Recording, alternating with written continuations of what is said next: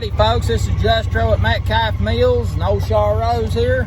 We're going to, where are we going, Char? I don't know, Pops, where are we going? We're going to dig us some taters for supper. We're going to dig some taters for supper. That's where we're going right now. We're going to take you with us. Is it done? Yeah. All right, what do we got here? Look here, folks. Looky here at this. We've got about a half a bucket of taters here. And what we're doing, well, first let me tell you, this tater patch here, if you see, you can't hardly see it for the weeds, but what we're digging after right here is taters that I didn't get all of them dug last year, so they stayed in the ground over winter and they come back out this spring. And now we're digging new taters out of them. I just had so much going on last fall with Daddy being sick and everything. I didn't get them dug, and then I got sick and it just went on and on. But anyway, we're digging them now and we're gonna eat them for supper. So there you go. Char, hold this camera for me and I'll dig a few out here and let them see what we're doing. Make sure they can see right here where I'm digging. You got it? Yeah. All right, girl. A lot of people think taters get too little. Them right there, I'll eat them just like as a big tater. Matter of fact, they're better than big taters to me. They got a better flavor to them. These all kind of, it's what people around here have always called a volunteer tater. Now there you see the old tater from last year. It's got sprouts on it and looks real rough and ugly. I just leave it here. Could probably bury it back. I don't know if it'd come up again next year or not, but be interesting to see if it did. So we're digging taters here that have been in the ground growing since last year, and you can tell the difference. See, this is a new tater that growed this year. This is the old tater from last year. Something's been eating on them a little bit.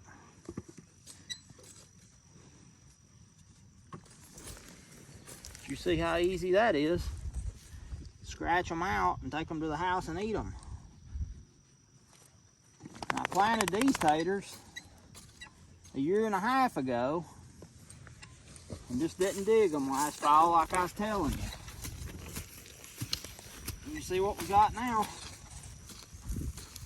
Plenty of good eating taters for right now. So sometimes, some things works out pretty good, don't they?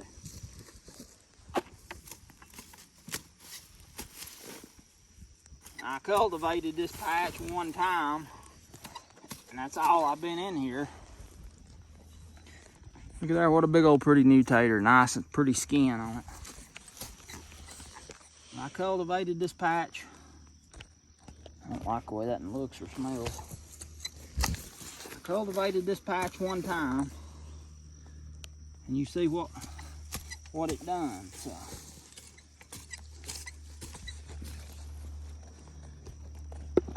it done real good.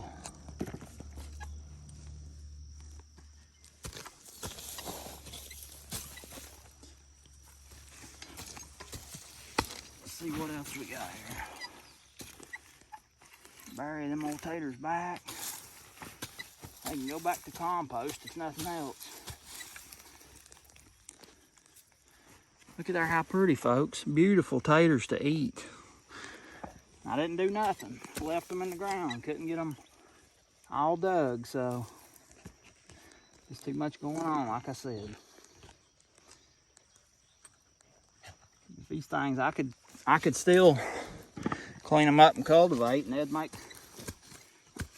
another big crop of big taters, which I may try to get that done here before long. Bear, are you hot, boy? Are you a hot dog? Huh? Are you a hot dog, Bear? Now, that's a pretty good little dab of taters we got in this bucket over here, Char. Ain't it? Yeah. Look here. Put the camera right on them things. Look at there, folks. What a pretty bucket of taters. We're going to take them home and eat them, ain't we, Char? Uh-huh.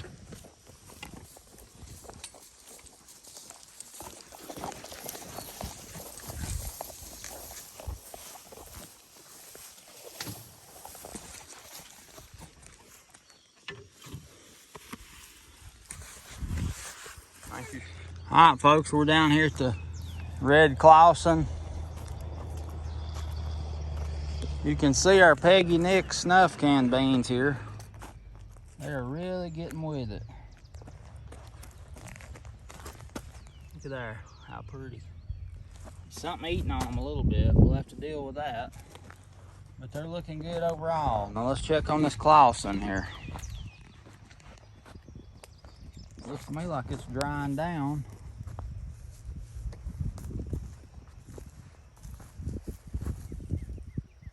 No, I don't see really nothing going on with the grains. Those right there have got a little bit of, that may be smut, I don't know.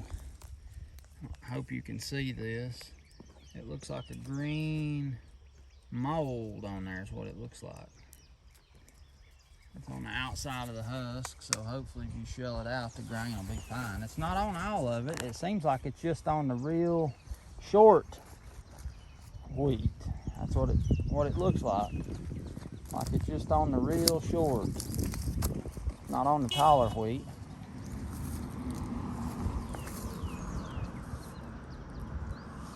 But we will shell one of these out here. Can you see that? See that pretty grain right there coming out of that? Look at there. That fell out pretty easy, so that tells me it's time to cut this stuff. It ain't gonna make it to no 4th of July, but I guess that's more for a combine. I'm gonna eat this little grain here and see just how crunchy it is. Not crunchy at all, folks. It's still real soft. So do a little further investigating on that, but walk down here and look at this hickory king corn and see how it looks. Yeah, Char. Absolutely, you can eat some wheat. Let's see here. Let's pick us out one of these dry looking heads here and get one out of it. Here you go. Now, Char, that one looks more dry than the one I had. See if it's crunchy.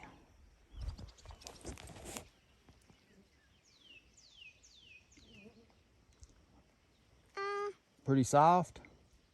A little bit crunchy. A little bit? I want to try one then. Let's see here. Right there.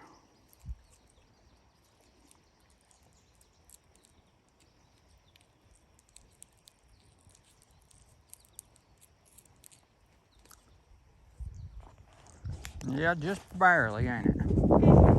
Just barely a little crunchy, not much at all. So you can see this hickory king corn, we're ready to take our crow tapes down. You can see this hickory king corn, look how big that stuff's getting. It's a good 6 or 8 inches tall. Look how pretty. No crow damage. No crow damage at all. Maybe a little bit of planter skip here and there, but not much of that either.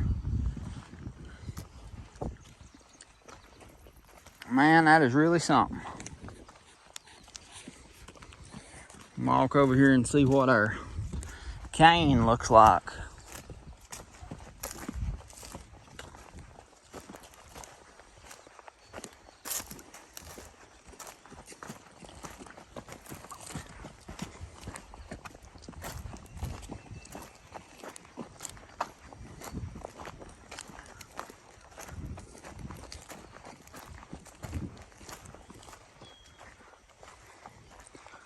Watch out for the cane, Char. See it? Yeah. Folks, the cane is coming in, and it's looking like it didn't get too thick where I planted it, but it is coming in. You can see here what's up is really growing. Sun's so bright out here, I can't hardly tell what I'm filming. I hope you can see what I'm seeing. If this stuff makes it, we ought to have 2 or 3 good runs of sorghum to make this fall, and boy, I'm really looking forward to it. Look at the pretty apples on these trees. Can you see them? Pretty pretty apples on these trees.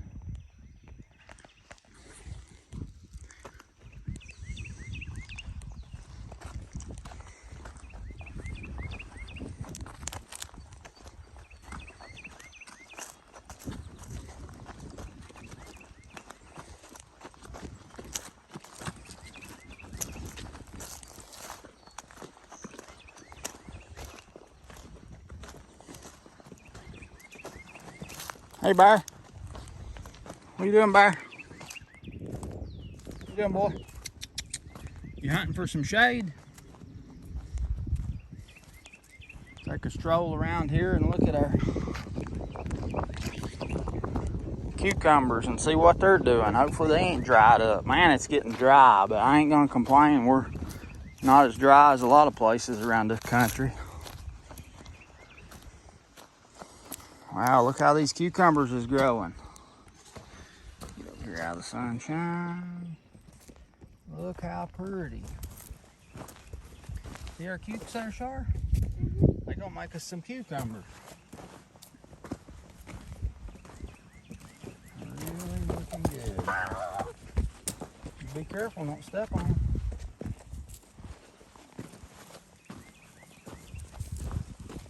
Doing real good.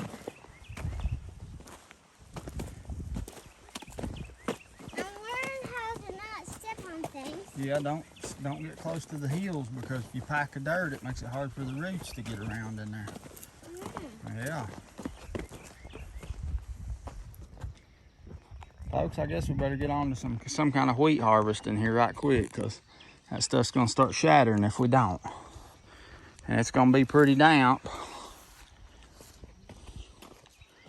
Well, I mean, it's gonna be pretty dry the next couple of days, and then we have a chance of rain, so I'd really like to try to wait till after it got some moisture on it. I don't think it'll shatter right now.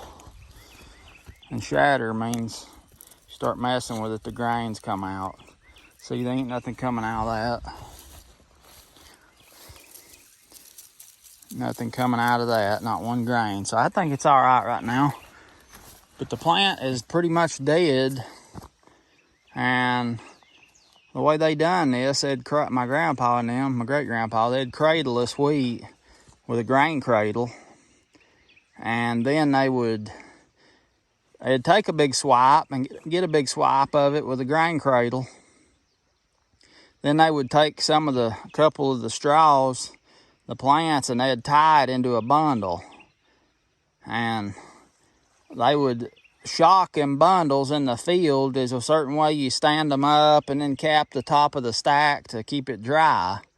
They'd shock them in the field and let them kind of field cure for I guess a little while. I don't know, maybe a week. I don't know how long exactly. And then they'd come back and haul them shocks in and stack it. And wherever they stacked it, that's where they was going to do the thrashing at. That's where the thrashing machine would be set up. But I'm looking forward to doing this. I got to find me a good grain cradle. An old buddy of mine said he had one. Another old buddy said he had one. So surely we can find us a grain cradle to use. I'm really looking forward to it. Just look at that pretty stuff. I've been waiting my whole life to see this. This red Clawson growed by my grandpa and my great-grandpa when my dad was a little boy. And I just been waiting and waiting and waiting to see this day. Look at all them heads of grain out through there. Ain't that beautiful? Ain't that beautiful? I'm thankful, folks. I'm thankful. You thankful, Char? Uh-huh. All right, girl. Down here on the old woodshed, I wanted to show you these grapevines that we trimmed back in the winter. I wanted to show you what they're doing. Look in there. And they are growing fast and they're growing good. Big old bunches of grapes. And this is them old-timey white shed grapes. I just can't wait till they get ripe. Every year, some sneaking varmint, I'll be watching them. And every year, some sneaking son of a gun environment will sneak in here about 2 or 3 days before they get ripe and pick this grapevine clean. I mean, pick it clean. Look at this. Look hanging here. Pick it clean. But this year, I'm gonna maybe put one of my dogs down here. I don't know what it is. I don't know if it's possums, coons, or deers. If I know what it was, I could be sure about how to control them, but I know it, one of my dogs, if I put one of my dogs on duty down here, they will, whatever it is, they'll keep them run off. But this grapevine, I tied it up and trimmed and pruned it last winter, and it goes almost, it lacks just a couple feet. It may actually go all the way around now, because it's growed a lot since then, but it goes all the way around this woodshed. And these are some of the best grapes. I growed up eating them. My grandpa had a grapevine on his smokehouse. And I growed up eating these things, and they are delicious. And hopefully you won't get to eat none of them, but maybe you'll get to see me eat some of them. We'll see if I can keep the varmints off. Ooh, looky here what I found. That right there is what we call a little red June apple. And you see it's June, and they get ripe in June. Yeah, we don't spray them. They get a little worm here or there a little bit, not too bad, but them is some of the best tasting little old apples you ever seen. They're real white inside. And I've eat these things all my life off of this little leaning tree here. We've propped it up for years. It just gets worse and worse, but need to take some grafts off of it and graft some apple trees, because I don't know where another little red June apple tree is at. I've never seen another one. This is the only one, and they're a real old variety. And I don't know, this may be one of the only ones. I don't know, but I need to get them grafted and save this apple. But every one I get, I take it to the girls. Virginia's eat them all her life, so we give most of them to Charlotte to eat, but they are so good. Little red June apples. All right, folks. Right here's them sweet taters. It's been in the basement for over 2 years. Looky here. Look at that new life. Just like a seed, they was waiting. And you can see right here, it's putting out new shoots over here and right here. So they're all growing. I can't wait to get them in the ground, and hopefully they make something. Sweet taters, Nancy Hall. Folks, I hope you enjoyed this little walk around video, digging taters, looking at things. I always enjoy that, see how everything's growing. Like this video if you liked it, subscribe to my channel. Comment, let me know what you think about this. I love hearing from you. We'll have some more good videos coming up. I hope seems like everybody's enjoying them, and I'm going to keep doing my best to put them out there. So, look forward to all that fun stuff. This is Justro at Metcalf Mills. I look forward to seeing you next time.